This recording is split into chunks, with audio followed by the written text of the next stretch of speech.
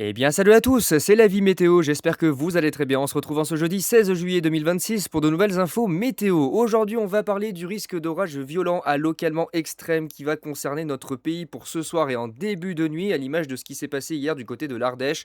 Là, ça a été vraiment exceptionnel. Des grêlons de 13 cm de diamètre sont tombés sur le secteur de Aubenas, causant des dégâts considérables sur les voitures, sur les habitations, sur la végétation. Ça a été un vrai carnage. Beaucoup de dégâts également du côté de la Côte d'Or avec des grêlons de 5 à 7 cm. Grosse cellule orageuse également dans le centre-ouest du côté des Pays de la Loire, centre-val de Loire. Météo 37 a été témoin de grosses cellules qui ont circulé du côté de l'Indre et en direction du Loiret, Loir-et-Cher, ces zones-là, la Sarthe et tout. Il y a eu de très gros orages, des dégâts, de grosses rafales de vent. Donc ça correspondait bien effectivement au risque d'orage violent que j'avais établi hier. Du côté des Alpes, ça a été un peu plus soft effectivement. Et la zone qui a vraiment été la plus touchée, c'est le sud de l'Ardèche. Alors là, effectivement, c'était pas là que les modèles voyaient le plus gros risque, hein. Vraiment sur l'extrême sud de l'Ardèche, limite en frontière avec le Gard et le Vaucluse. De ce côté-là, ça devait pas trop péter. Puis au final, c'est là que ça s'est très bien structuré. Il y avait plus de 3000 joules d'instabilité. Donc c'est pour ça que les grêlons étaient absolument énormes, avec vraiment un système en V magnifique, mais malheureusement destructeur qui a fait de gros dégâts. Et aujourd'hui, jeudi, on va avoir une situation vraiment dantesque sur notre pays, puisque là, on va avoir une deuxième impulsion de jet stream qui va circuler sur notre pays à plus de 170 km/h. Énormément d'instabilité et surtout beaucoup de dynamisme favorable à des phénomènes violents à localement extrêmes sur la Bourgogne, l'Auvergne, Rhône-Alpes, le sud-ouest et jusqu'au nord-est. On va en parler juste après avec mes prévisions. Donc sans plus tarder, on va aller sur vigiciel.fr pour voir ce que j'ai mis comme prévision. Donc déjà, ici, la carte de vigilance que j'ai réactualisée ce matin avec tous ces départements en vigilance renforcée orage. Donc 57 départements en vigilance renforcée orage. Pour le moment, Météo France, ils y vont à tâtons, hein. Ils ajoutent des départements au fil de la journée. Moi, j'ai pas le temps d'hésiter. Clairement, vu les prévisions, il vaut mieux là être clair, net et précis avec tout le monde. Donc on a trois zones qui vont se dégager entre la fin d'après-midi, la soirée et le début de nuit. La première, ça va être ici, entre le Massif central et le Jura. Donc ça va concerner le Puy-de-Dôme, la Creuse, l'Allier, le Cher, la Nièvre, l'Yonne, la Côte d'Or, la Saône-et-Loire, le nord de la Loire, le nord du Rhône.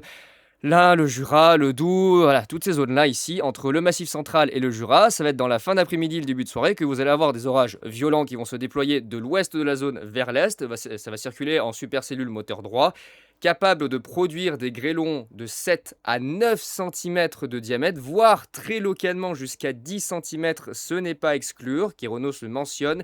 Et Stofex, on va les voir après, on a d'ailleurs sorti un niveau 3 sur le centre de Rhône-Alpes.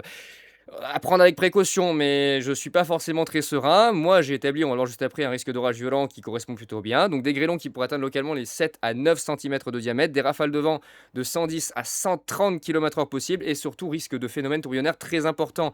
L'hélicité sera énorme sur la région. On parle de valeurs de SRH qui pourraient dépasser les 300 mètres par seconde, de très gros cisaillements annoncés jusqu'à 42 mètres par seconde par le modèle WRF. C'est lunaire. Franchement, c'est lunaire. On atteint des valeurs de dynamisme complètement fous, avec de gros apports chauds et humides dans les basses couches. Donc, on a vraiment tous les ingrédients pour vraiment avoir la dégradation explosive de cette année 2026. Donc, ça, c'est la première zone. Ensuite, on va en avoir une deuxième dans la fin d'après-midi entre 17 h et 22 h sur le centre-ouest, à nouveau comme ce qui s'est passé hier, avec des orages qui vont remonter de la Vendée, des Deux-Sèvres, de la Vienne, vers l'Indre-et-Loire, le Maine-et-Loire, la Mayenne, la Loire-Atlantique, l'Orne, la Sarthe et en direction du Loir-et-Cher et même jusqu'au sud de l'Eure-et-Loire, avec là des orages assez peu mobiles, très pluvieux, peut-être des micro-rafales qui pourraient se produire, à l'image de ce qui s'est passé d'ailleurs vers chez Météo 37 hier, hein. Il a chassé des cellules absolument dingues, hein. J'ai vu ces photos. Franchement, c'était hallucinant. Il y a eu de gros dégâts par endroits, avec des rafales de vent qui ont certainement dépassé les 100 km/h. Ça va se reproduire à nouveau pour cet après-midi, surtout dans la fin d'après-midi, avec des orages qui risquent d'être violents dans cette zone-là. Et dans la soirée, puis la nuit de jeudi à vendredi, on va avoir, avec le forçage atmosphérique, une nouvelle zone d'orage violent qui va remonter depuis le sud-ouest, ici du côté des Pyrénées, les Hautes-Pyrénées, le Gers, la Haute-Garonne, l'Ariège, l'Aude, le Tarn, voilà, toute cette zone-là. Et ça va remonter dans le courant de la nuit en direction de la région Rhône-Alpes. Ça va traverser ici une partie nord du Gard, le nord de l'Hérault, la Lozère, l'Ardèche, la Drôme, l'Isère. Et ça devrait passer par les Savoies dans le début de nuit, avec potentiellement un système MCS très électrique, très pluvieux, très venteux. Alors l'aspect venteux va un petit peu diminuer parce qu'en nocturne, bien évidemment, les valeurs de Cape diminuent très légèrement et surtout le dynamisme a tendance à un peu s'affaisser. Donc ça sera surtout très électrique et très pluvieux, avec encore des possibilités de grêle. On surveillera ce qui se passera, mais on aura bien 3 situations et ça finira sa course en direction de l'Italie et de la Suisse pour la fin de nuit prochaine. Donc ça, c'est pour la vigilance orage. Je vais vous emmener sur la prévision justement des orages que j'ai mis à jour ce matin. Il y aura la prévision de notre équipe qui vont arriver aussi, du coup de Léo et peut-être de Météo 31. Là, j'attends de voir s'ils vont me faire les bulletins. Mais là, en tout cas, pour la carte officielle que j'ai publiée pour cette journée de jeudi, on a donc un risque d'orage violent qui va depuis l'Occitanie jusqu'à la région Rhône-Alpes, la Bourgogne, l'Auvergne et la Franche-Comté. Donc c'est là qu'on attend les phénomènes les plus intenses avec 2 vagues, hein. Une première ici sur l'Auvergne, Bourgogne, Jura et le nord de Rhône-Alpes, et la deuxième qui partira du sud-ouest vers le centre-est dans la nuit de jeudi à vendredi. Ça va être très électrique, hein. Beaucoup de cape. Plus de 3500 à 4000 joules attendus dans certains départements. Ça va être absolument lunaire sur les valeurs. Déjà hier, on était à 3000, je crois qu'on était à 3600 dans la vallée du Rhône. C'est plutôt pas mal. 4000 près de la Méditerranée. Méditerranée qui d'ailleurs a une réserve absolument abominable d'instabilité en ce moment. Vu la température, ça m'étonne pas, hein. Là, les valeurs sont complètement pétées avec des pointes à 5000 joules, hein. J'ai vu hier près du Languedoc, notamment ici entre les Pyrénées orientales et l'Hérault, il y avait des pointes à 5000 joules. Donc voilà, on n'est plus à ça près en 2026. Ça va faire mal. Et puis cette zone, hein, dans la fin d'après-midi, comme je vous l'ai dit, entre la Loire-Atlantique et jusqu'à l'Eure-et-Loire, et une partie de l'Orne avec des orages localement violents qui pourraient éclater à l'image de ce qui s'est passé hier. Donc soyez vraiment très prudents pour ce soir et la nuit prochaine. Ça va vraiment envoyer du steak. Et comme je vous l'ai dit, je ne l'ai pas mis. Je l'ai mentionné dans mon bulletin, mais je ne l'ai pas mis. Kéronos l'ont fait aussi, ils ont très bien fait. Entre l'Auvergne, le nord de Rhône-Alpes et le Jura, il y a un risque d'environ 5 à 10 de phénomènes extrêmes, c'est-à-dire grêlons supérieurs à 10 centimètres, peut-être 10 à 12 centimètres, des rafales de vent de 130 à 150 km/h, si ça se fait sous forme de micro-rafales, voire peut-être de risque de tornade, puisqu'on a l'hélicité et les cisaillements qui sont réunis. On peut avoir des structures tornadiques qui se forment effectivement dans cette zone-là, et ça peut aboutir à la formation de phénomènes tourbillonnaires. J'ose pas espérer que ça se produise, parce que là, on serait dans des conditions favorables à des tornades de forte intensité, type EF2, voire EF3. J'ai mis un risque fort d'ailleurs de tornade, qui Renault a sorti le faible, mais au vu des paramètres cisaillement SRH, très clairement, ça va faire très très mal. Et donc c'est vraiment cette zone-là, hein, ici, Massif central, nord de Rhône-Alpes et Jura, qui serait exposée très localement à du risque extrême. Et après, dans la nuit, on aura cette zone qui arrivera du sud-ouest. Ça va faire mal, ça va faire très très mal. Franchement, je vous le dis, là, c'est la plus grosse journée de la saison 2026. Je pense que ça va tout se jouer sur cette journée. Je suis pas certain qu'au mois d'août, on est mieux. Ça va être dantesque. Regardez, le LPI, il est entre 80 et 125. La densité d'éclairs par kilomètre carré qu'il va y avoir, ça va être affreux. Là, vraiment, ça va être affreux. Ça va noyer certains départements sous l'activité électrique, hein. Ça va être des centaines et des centaines d'éclairs à la minute, avec des impacts de foudre absolument de partout, hein, vraiment de partout, et parfois plusieurs fois au même endroit. Ça sera surveillé, ça va déclencher des incendies, ça va foutre le feu à des maisons, ça va foutre le feu à des endroits qui sont safe. Enfin bref, ça va être un carnage, le vent il va tout casser, la grêle elle va tout casser, comme ce qui s'est passé en Ardèche, hein. Les gens ont été traumatisés quand même, il faut vous dire que les gens ont été traumatisés du côté de l'Ardèche, hein. Idem en Côte d'Or, hein. J'ai vu des vidéos sur internet, il y a des habitants, ils sont traumatisés, hein, de ce qui s'est passé, hein. Quand il y a des grêlons de 13 centimètres qui te tombent sur la gueule, qui transpercent la toiture et qui t'éventrent la voiture, c'est pas vraiment drôle quoi. Ça rappelle d'ailleurs la situation du 11 au 12 juillet 2023, hein. C'est quasiment la même chose, vraiment à peu de détails près, hein. Ouh là là, ça va être un merdier. Regardez, Estofex, alors là, par contre, j'ai vraiment tremblé quand j'ai vu ça. Je vous assure. Notre cher Poussic a sorti, alors on peut pas zoomer trop, mais voilà, notre cher Poussic a sorti un niveau 3, risque extrême entre le sud du Massif central et le nord des Alpes, m'incluant dedans. J'ai carrément le 3 qui est sur moi. C'est la première fois de toute leur existence depuis 2002 que le centre-est de la France est en niveau 3. J'ai regardé tous leurs bulletins depuis l'ouverture du site en 2002. Jamais, jamais, jamais, jamais le centre-est de la France n'a été en niveau 3. Et surtout pas cette zone au niveau de la vallée du Rhône et du nord des Alpes, ça n'a jamais été le cas. On a toujours eu des niveaux 1, niveau 2, mais jamais un niveau 3. Alors, je ne sais pas exactement si c'est fiable ou pas, parce que ça correspond, et en même temps, j'ai l'impression que c'est peut-être un petit peu tiré par les cheveux de mettre ce niveau 3 dans cette zone-là. Moi, j'aurais plus vu plus au nord, ici entre le Massif central et le Jura. J'aurais plutôt décalé la bulle de plusieurs kilomètres sur la Bourgogne et l'Auvergne. On verra bien. En tout cas, sachez que cette image-là, je vais la garder toute ma vie, hein. C'est la première fois que j'ai un 3 qui se pose sur moi sur Estofex, hein. C'est complètement lunaire. Il y a aussi Nonos. Alors là, Nonos, j'ai l'habitude de leur gueuler dessus, mais pour le coup, bonne prévision. Alors j'aurais quand même espéré qu'ils étendent un peu vers le Jura et les Vosges notamment. Ils ont été plutôt réticents à aller vers le nord. Là, on est plutôt pas mal. Là, par contre, non, pas vraiment. Entre le Cher, la Nièvre et la Côte d'Or, ça va vraiment bien péter. Là, j'aurais bien aimé qu'ils étendent le risque violent plutôt dans ces secteurs parce que les orages vont se former ici et ils vont transiter vers ici. Donc je sais pas pourquoi ils sont pas allés si loin. Par contre, voilà, la zone du sud-ouest jusqu'à l'est, ça, c'est parfait. Quoique peut-être un peu excessif d'aller jusqu'au Gard, nord du Vaucluse et les Hautes-Alpes. C'est pas vraiment ce qui est prévu, hein. Normalement, ça devrait passer surtout ici entre l'Ariège, la Haute-Garonne, le Tarn-et-Garonne, l'Aveyron, la Lozère, l'Ardèche, la Drôme, l'Isère et les Savoies. A priori, la partie Hautes-Alpes devrait être épargnée. Donc, à voir. Ça correspond plus à ce que a fait Stofex d'ailleurs, hein, soi-disant passant. Ça a l'air de corréler, donc on verra bien. À nouveau des risques d'orage fort, ils ont mis du côté du nord-ouest. Moi, je table plutôt sur du violent, hein, comme hier. Ça a été violent dans certains départements du nord-ouest avec de très fortes pluies, micro-rafales, des dégâts, un gros bordel. Et à nouveau dans le nord-est. Oh là là, ça va être n'importe quoi. Bah, c'est la fin de la canicule, hein, j'ai envie de vous dire. C'est la fin de la canicule. Quelle logique. Fallait que ça se termine mal, forcément. Canicule historique et bah, orage potentiellement remarquable.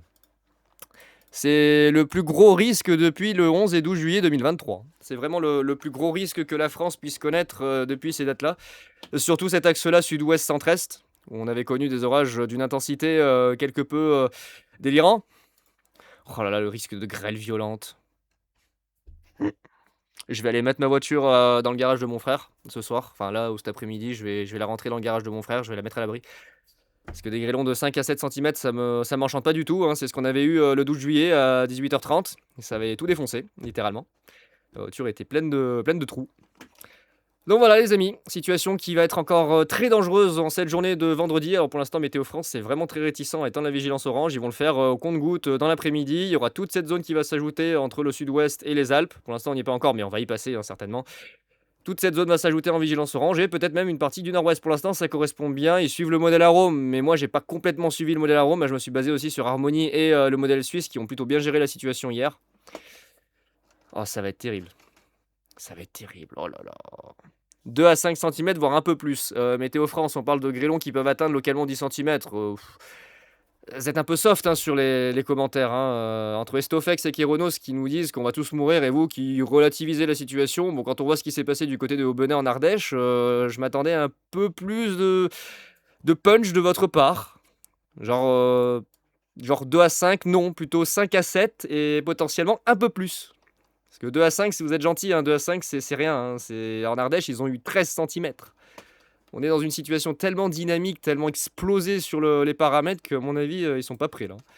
Regardez les valeurs déjà de Cape sur le modèle WRF. Oh là, on est sur du 3000, 3500. Les cisaillements, voilà, on a un axe très cisaillé pour ce soir. Et c'est peut-être pour ça qu'Estofex voit un niveau 3. D'ailleurs, sur le centre-est, on a un axe en basse couche très très cisaillé à 0,1 km entre le Languedoc et les Alpes. C'est peut-être pour ça aussi qu'ils envisagent un niveau 3. On a des cisaillements en basse couche qui sont quand même assez remarquables. On dépasse les 20 mètres secondes. À 0,6 km, comme je vous l'ai dit, on atteint les 30 à localement 40 mètres par seconde. Vous voyez, du côté de l'Occitanie et près du Languedoc, le jeudi soir, on peut atteindre les 40, 45, voire 46 mètres par seconde. Pour ça, tout va bien. Hein. Tout va très bien. Les valeurs d'hélicité sont complètement pétées. Voilà, on a des valeurs d'hélicité qui dépassent les 400, 500. Et puis regardez du côté du Languedoc dans la soirée, on dépasse les 600. Oh bah super, dans la nuit, voilà, dans la nuit, on atteint carrément les 640, 680 sur la Drôme et le sud de l'Isère, les Hautes-Alpes. Bon, si tu veux, pourquoi pas. Non mais tout va bien se passer. Tout va très bien se passer. C'est certainement la plus grosse dégradation de l'année. Hein. Là, à mon avis, on n'aura pas mieux. Hein. Ouais, regardez, on voit bien l'axe. À mon avis, c'est cet axe-là que Stofex a déterminé. Hein. Regardez les valeurs de SRH. Ah, ça correspond, hein. J'ai peur. J'ai peur que Poussic qu'il ait raison, parce que regardez l'axe d'hélicité sur la zone entre le Gard et l'Isère. Hein. Ouh là là. J'ai peur que Poussic qu'il ait vu bon là. J'assure, je suis pas serein. Je suis vraiment pas serein sur ce qui va se passer. Puis alors le jet stream, on n'en parle même pas. Des rafales à 170 voire 175 km/h qui vont traverser le pays du sud-ouest vers le nord-est. C'est complètement fou. Un jet stream aussi puissant, ça reste relativement rare à cette période de l'année. Surtout dans des conditions favorables aux orages, c'est pas du tout une bonne nouvelle parce que là, ça va vraiment tout casser. Localement, regardez, on monte à même 180-185 km/h sur le modèle Arome. Oh là là, regardez, on voit la divergence d'altitude avec la pénétration des enclumes dans la stratosphère. Regardez, ça fend la stratosphère, quoi. En plus, on a l'abaissement des PVU. Faut voir. Ah ouais, on a l'air froid qui s'introduit de la strato vers la tropo. On a l'abaissement de la troposphère. Oh là là là là là, les forçages qui vont arriver, c'est n'importe quoi. Avec déjà des orages d'ailleurs qui éclatent ce matin du côté de la Charente-Maritime et puis également sur le Massif central. Alors ça, c'était pas forcément bien prévu dès ce matin. C'est plutôt vers la région PACA, donc à voir si ça se dissipe. A priori, ça devrait pas durer très longtemps. Et normalement là, voilà, on a l'impulsion du jet et les orages qui vont se former directement là, voilà, en ici sortie gauche. Ça va partir vers l'Italie et là, on va avoir toute la zone qui va se déployer. Ça va être un enfer. Donc voilà les amis pour ces infos météo du jeudi 16 juillet 2026. Soyez très très très prudents ce soir sur les nombreux départements qui seront touchés par les orages violents. On se tient au courant de la situation. Moi je vais me tenir prêt pour affronter ce bordel. J'espère que ma station va s'en relever parce que bon, affronter des rafales à 130 km/h, c'est pas trop son bail. On verra bien combien on monte. J'essaierai de resserrer peut-être les haubans du mât pour que vraiment ça bouge le moins possible. Et puis voilà, hein, j'espère qu'elle sera là demain. Ah oui, tu seras là demain. T'inquiète pas, ça va bien se passer. Et puis n'hésitez pas à suivre mes prévisions sur Vigiciel, je vais pas y arriver, sur vigiciel.fr. Et bah écoutez, j'ai plus qu'à vous souhaiter une bonne journée et bon courage à tous. Allez, ciao tout le monde.